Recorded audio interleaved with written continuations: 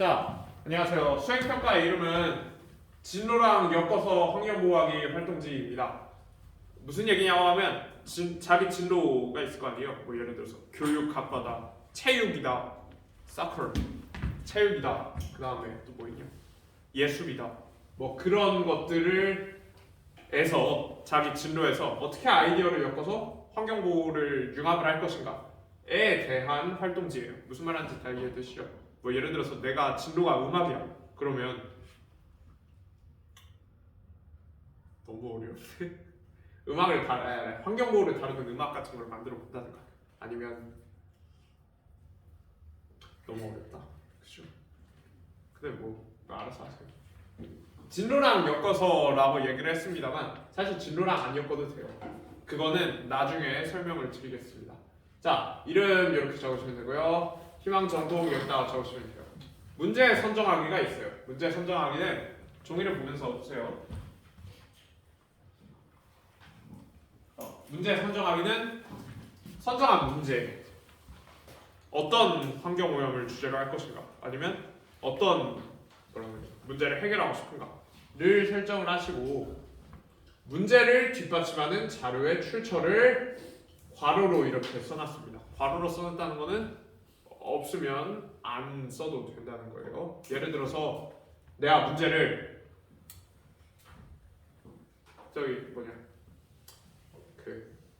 태안 바닷가에 쓰레기 쌓이는 걸로 정했다고 칩시다. 태안 바닷가에 쓰레기가 너무 많이 쌓인다.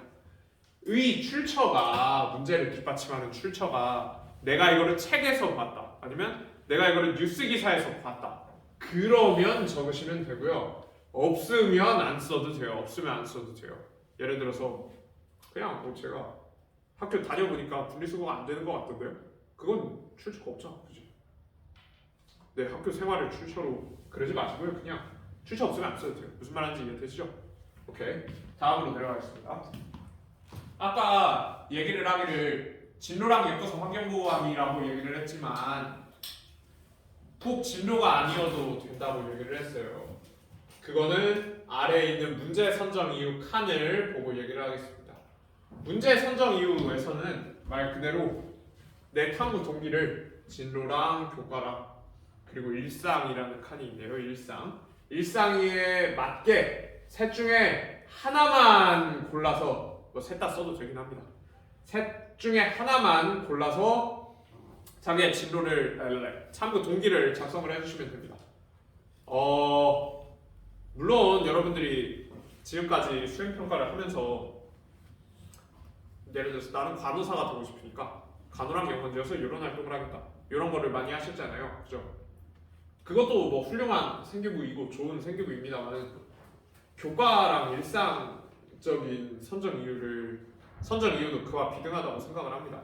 예를 들어서 간호하려면 생명과학 해야죠.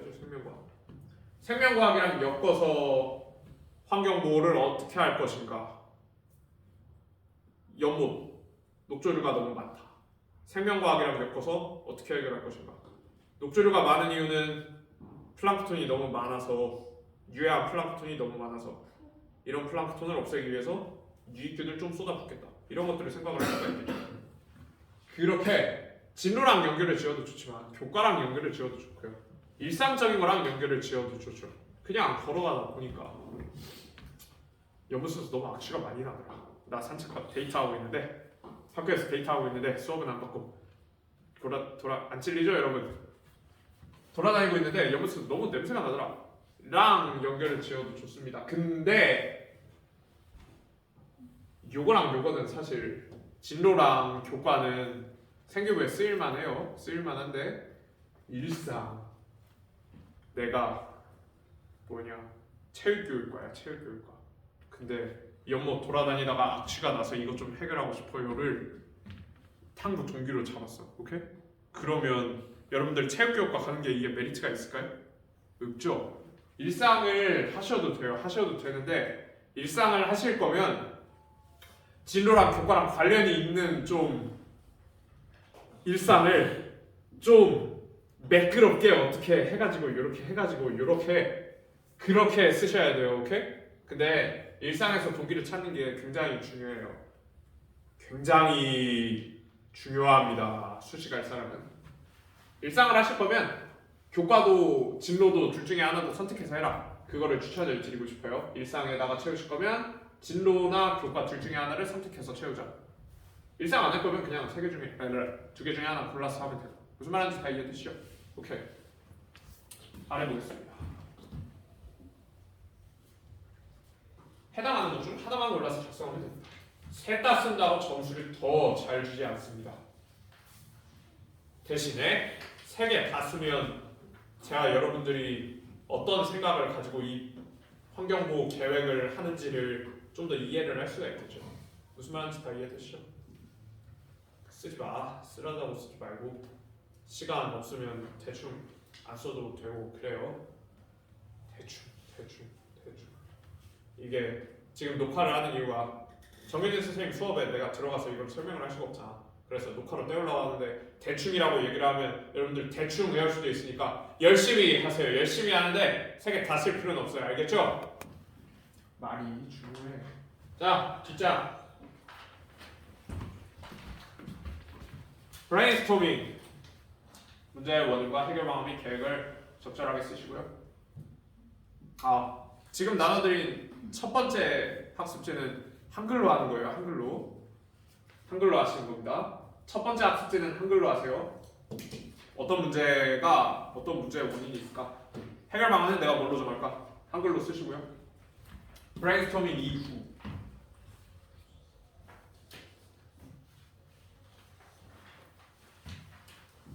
추가 탐구와 느낀 점 간단하게 이렇게 있습니다.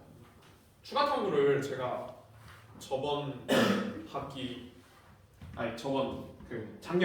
작년에도 이렇게 추가 탐구 칸을 뚫어놨는데요.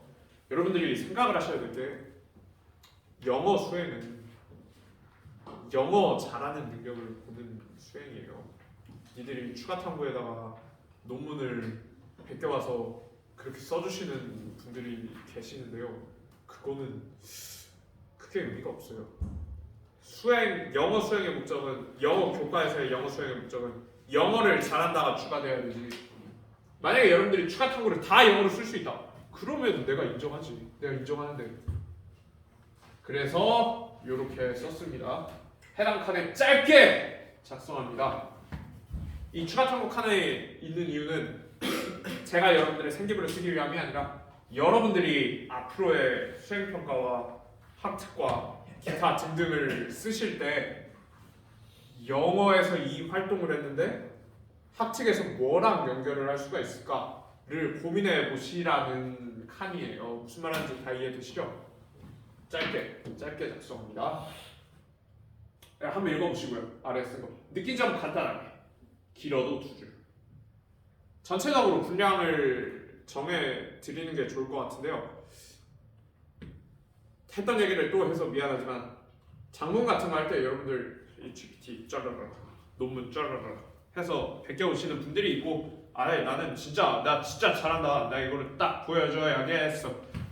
그거를 하는 그런 분들도 계시는데요. 쫙 많이 쓰는 분들도 계시는데요. 힘들어요. 나 읽기 되게 힘들고요. 한 길어도 15줄로 할까요 우리? 길어도 15줄. 물론 넘어간다고 감점하지 않고 모자란다고 감점을 하진 않아요. 평가 기준에 다 들어가 있으면.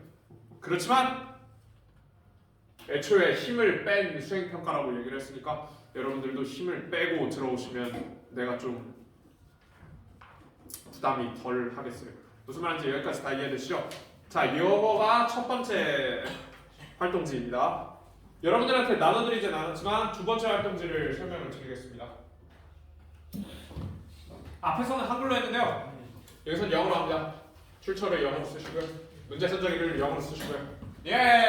날로 먹는다. 해결 방안을 영어로 쓰시고요. 넘어가고요. 첨삭 활동이 있습니다. 맨날 제가 하는 그 나물의 그 밥 수행 평가 있잖아요. 왜 웃어? 죽을래? 대충 AI 돌려서요. 에러를 탐색을 하시고요. 그거를 수정을 하세요. 꼭 AI가 아니어도 됩니다. 책을 읽으셔도 되고 저한테 물어보셔도 되고 예재쌤한테 가셔도 되고 나는 아래층에 있는 오유림 선생님이랑 친하다. 오일인 선생님한테 가져야 되고 뭐 기타 등등 고치면 돼요. 오케이? 쌤 저는 퍼펙트해서 고칠 게 없어요 라는 사람은 자기가 작문에서 쓴 거에 뭐 중요한 영어 표현이나 아니면 내가 좀 다루고 싶은 영어 표현을 하나 만들어서 그거를 설명을 써주시면 되겠어요. 다 이해되시죠? 오케이. 을 연습하는 단계. 말 그대로 위에 나와 있던 에러 다 고친 거를 합쳐서 연습하는 단계. 자, 여기까지 수행 설명을 했습니다. 혹시 이해 안 되는 거나 질문? 질문 없어요? 질문. 집에서 해와도 돼요. 자, 요런 질문을 하면 집에서 해오면 과제형이 되겠죠. 내가 할 수 있는 말은 안 돼요예요. 대답이 됐나요? 또 질문. 질문 없죠? 없으면 여기까지 찍겠습니다.